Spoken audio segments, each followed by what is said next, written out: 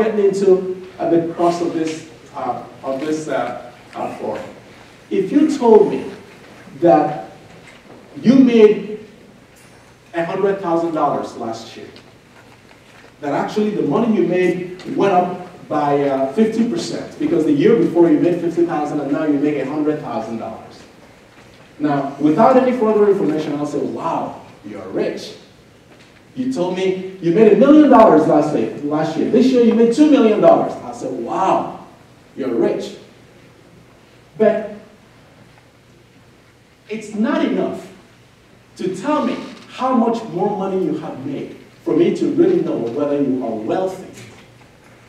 For wealth is a function of how much you truly own, not how much you purchase with someone else's money. Look over here. What I did here was to find out how much you owe, how much America owes with respect to our GDP, which is a measure of our economic performance. So all you have to do is look at the last column right there. You can see that how much we owe as a percent of how much money we're pulling in has increased generally over the years. You see that? Increase. Right now it's approximately 100%. You see that at the bottom of the last column? It's approximately 100%. That is the problem. That's why this is a crisis. But let me put it in perspective for you. So what I've done here is to look at all the presidents since after the Second World War to find out how much money they borrowed versus how much they grew our economy. So the red and the blue speak for themselves. And I place the bars at their relative position. So for example, you can see that Kennedy and Johnson, their bars are lower, meaning that our debt as a percentage of our economic growth is actually lower. In other words, they borrow less with respect to how much money we're bringing into the country. So on the other hand, you can see that Reagan, his bar is pretty high because you can see it's he borrowed a lot more given how well the economy did during his time. So that's why his bar is high. And you can see everybody else, where they are placed. But I also, out of curiosity, decided, actually this I did yesterday, I decided to add how much more money that was borrowed by each president from the beginning to the end of their term, and calculating it with respect to whether you're a Republican or a Democrat. And lo and behold, I found, much to my surprise around midnight last night, that between 1953 and 2008, Republican administrations added 30 percentage points to the national debt, the GDP ratio. Conversely, Democratic administrations subtracted 28 percentage points from that ratio. See the data are there for you to observe. So that, the reason I found this interesting is so that next time when you try to make an assessment as to how the economy is performing, make your assessment and form an opinion independent of what someone else is telling you. Because that person is telling you something so you can vote for him or her. What do you know? That's the import of this forum. What do you know? What you know has to be based on facts and data, and then make a judgment based on what you think is good for yourself and for America, more importantly. How big is the hole that we have dug ourselves into? Well, I looked at each year, I looked at how much money we're spending and how much money we are receiving. So we're ending pretty much where we started.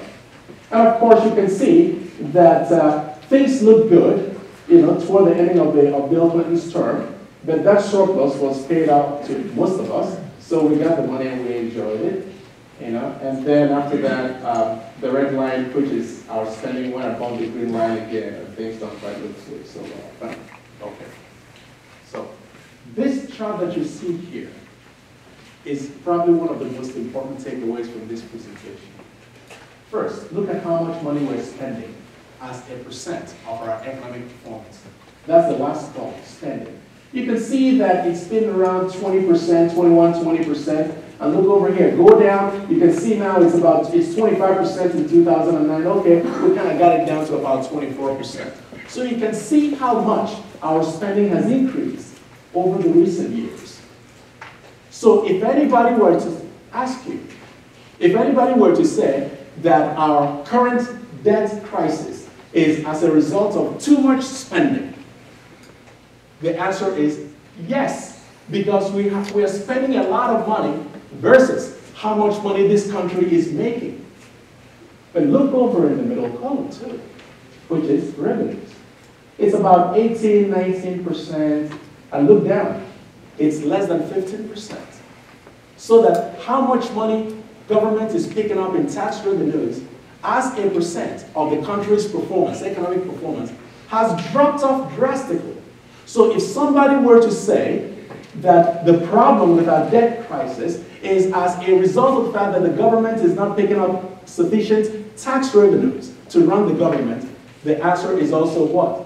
Yes, indeed. Both are the reasons why we have this picture that you see right here, this gaping hole that you see at the end of this chart. That gaping hole is telling you that the red line, our spending, is growing out of hand. The green line is telling you that our revenues are dropping sharply. The difference is our deficit, and that deficit adds to our national budget, and that is our problem. That gaping hole must be bridged. Here in the region, you have to remember that in the Chicagoland, Northwest Indiana region, that federal spending is a significant portion of regional spending. In Lake County alone, was 3.4 million last year, and in Cook County was $41 million, which is a significant portion of what these governments spend.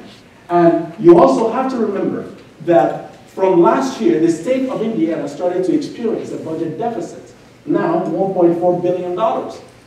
Typically, Indiana is a better fiscally managed state than Illinois, by the way. You can see that. Indiana is only about half the population size of Illinois. You can see that. However, you can see that the budget gap in Indiana is only $1.4 billion, and Illinois is over $14 billion.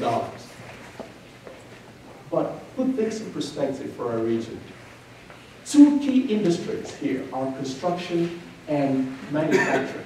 I know these two industries have fallen significantly out of favor in the recent years because of the shift to education and services and stuff like that. But don't forget that manufacturing and construction are the quickest to suffer any economic decline in any region. And for us, they are the largest payers of income. That's where a lot of the personal disposable income in Northwest Indiana comes from. So anytime those two industries are depressed, it affects almost everybody in the region in terms of the income generating ability of Americans that live around here. So the embarrassment we suffered was on August 5th when Standard & Poor's downgraded U.S. credit rating. And people felt sad about that. But I was curious. I said, well, if you reduce my credit rating, that means it should cost me more money to do what? To borrow. But look over there. On the first trading day after S&P downgraded U.S. bonds, the U.S. interest rates actually fell from 2.56% to 2.34%. In fact, look over here at the end of the chart, right? We're experiencing some of the lowest interest rate levels ever in this country.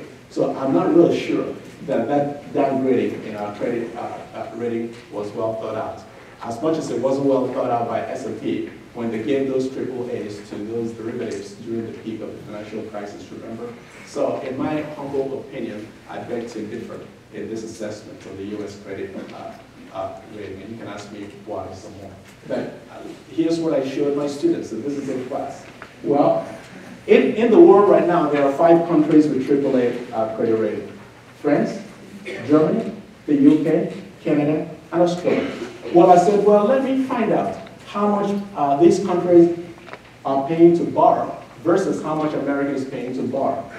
So first of all, I compared how much America is paying to borrow. See, 10-year rates, that column, that first, second column, looks at the interest rate